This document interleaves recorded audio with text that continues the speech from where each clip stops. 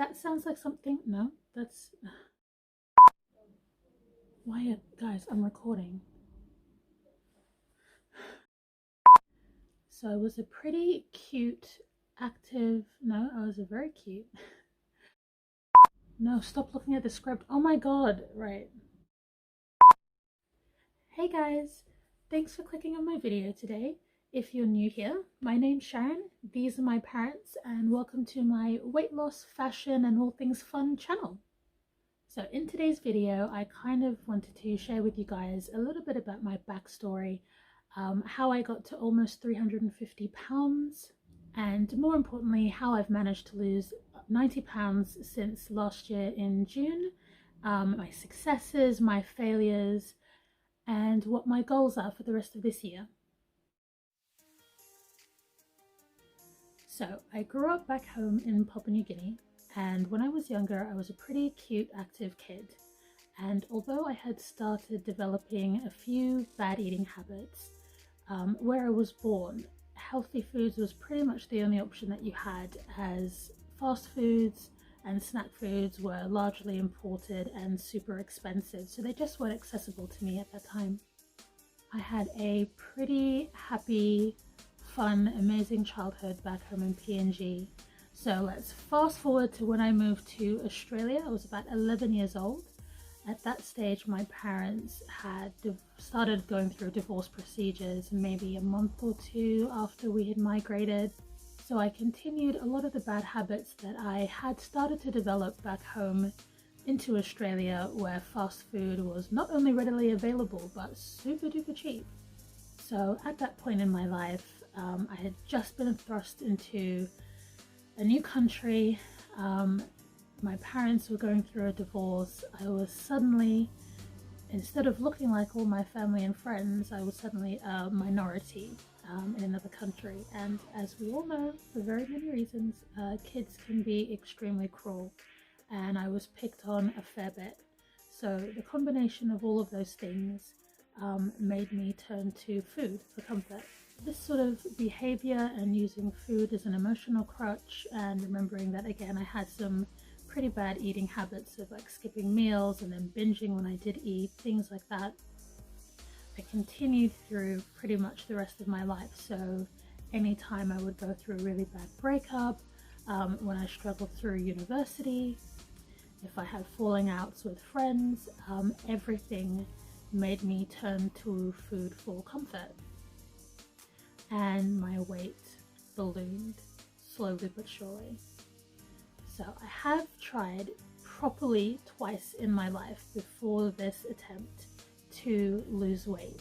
The two attempts that I made, one was around my 21st birthday and it was to lose some weight before I went on a cruise, and the other was about a year after I moved to England. Through both attempts, I tried, I can't even remember the one I did in Australia, but it was like a set sort of program that I did whilst I was living in England. It was more about just healthy eating and cutting down my snacking, because I used to snack a lot. Through both of those attempts, I definitely found some progress and some weight loss, but maybe 20 pounds into it, I would always reach what I considered, or what I thought at the time, to be a plateau. And I would always get frustrated by it, and it would be a week or 2 weeks and I would just figure this is too difficult and I'd give up. So aside from that, I was always the type to want to work out and be active and play sports because I'm very competitive, but my issue has always been nutrition. So my current journey started in June of 2019, like I've already mentioned, and it came after I went to a Game of Thrones fest in May.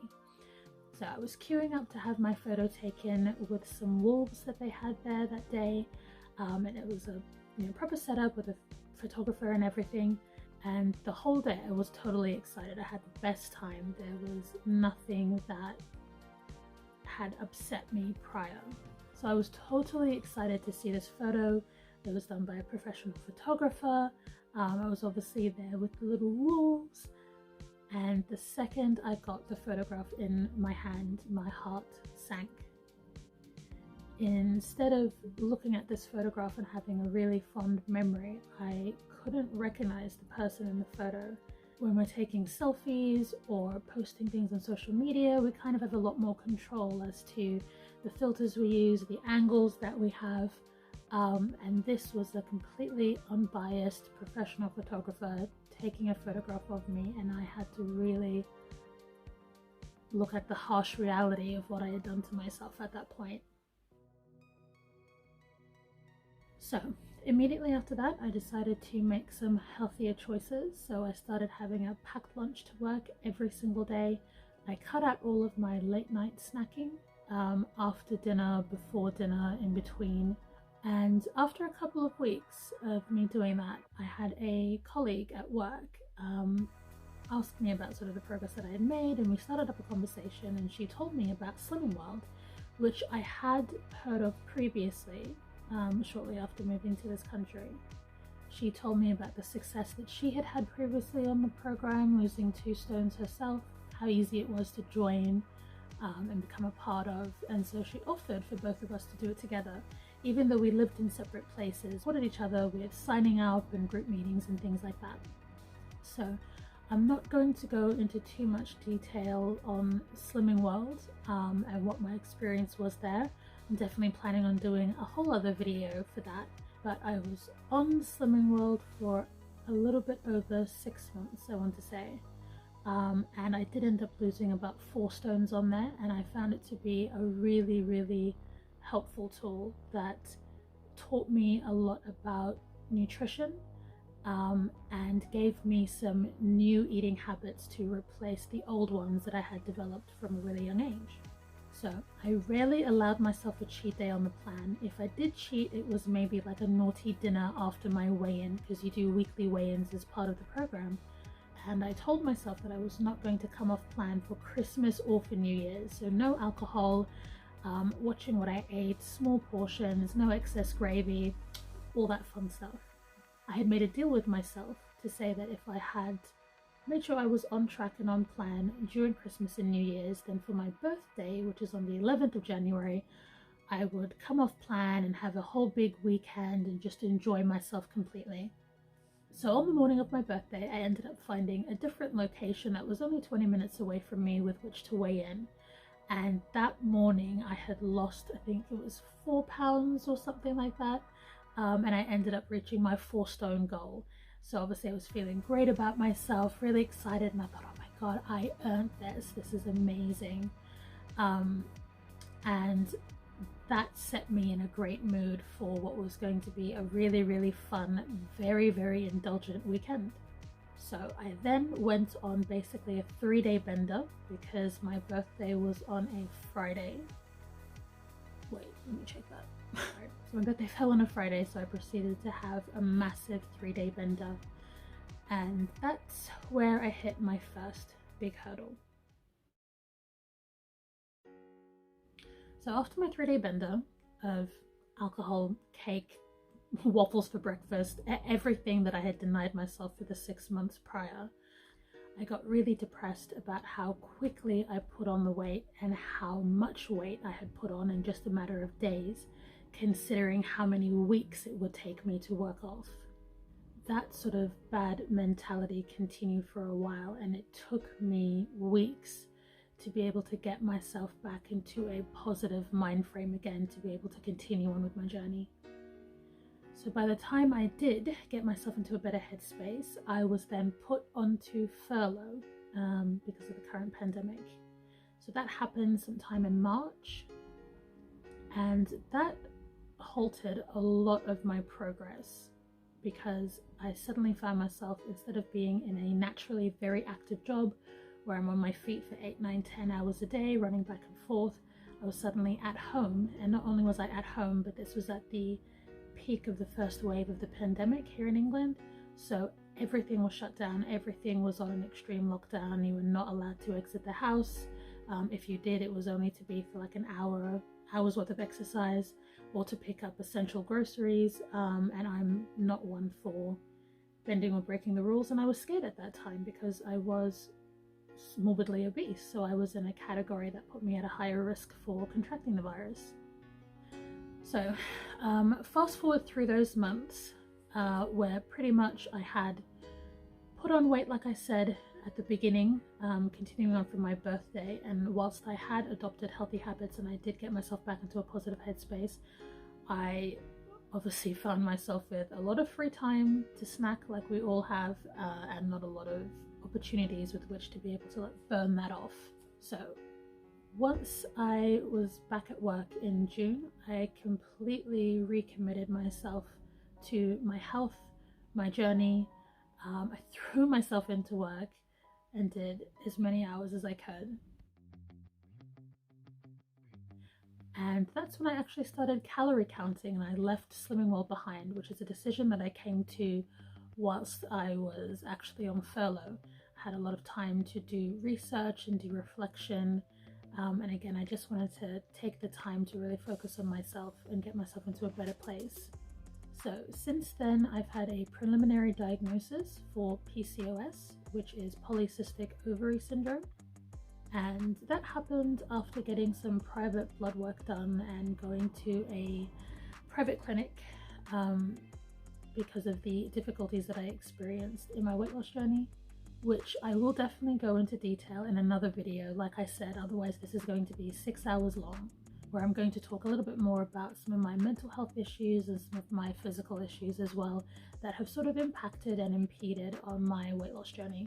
So this diagnosis, even though I had tried to get it done through the NHS for years, finally confirmed and gave reason to a lot of the struggles that I had with losing weight, especially with the amount of exercise that I did and the amount of calories that I was cutting every day.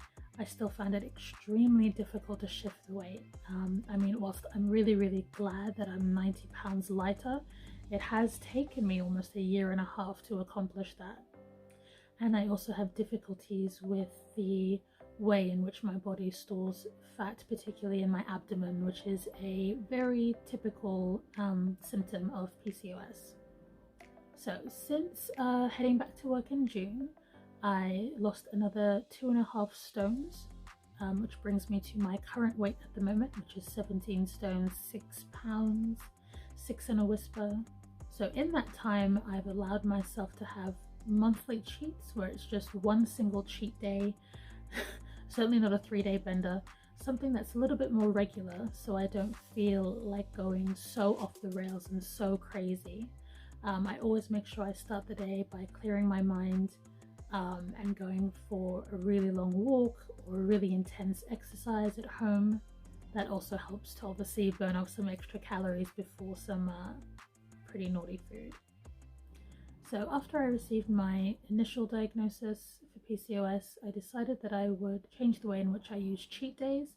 Rather than it being a break from my diet, I wanted to use it as more of a reward for myself.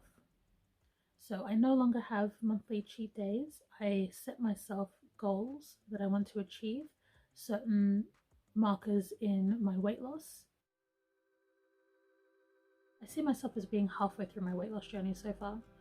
And because I've got these specific goals and because my body is so brilliant at gaining weight when I do anything other than my very strict diet, I've decided instead to use my cheat day as more of a break once I've achieved those goals.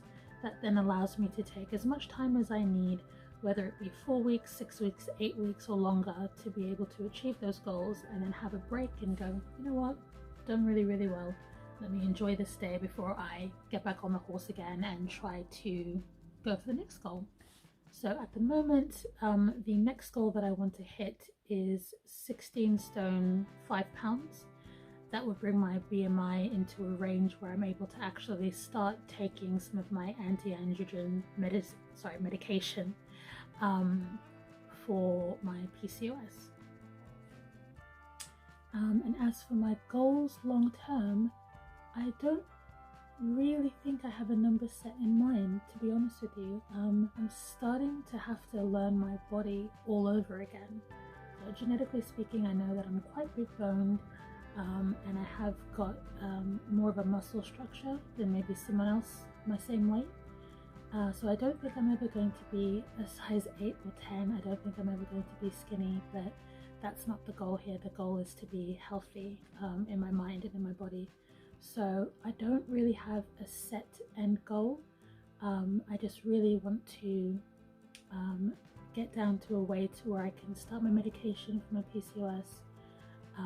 It would be really cool if I could get down to 100 kilos. I know I tend to bounce back and forth between stones and pounds and kilos, but because I lived in Australia for my whole life and basically grew up there, the last time I was under 100 kilos or even 100 kilos would be about 12 plus years ago, like back when I was a teenager. So that would be probably my next goal. It would just be a really cool accomplishment.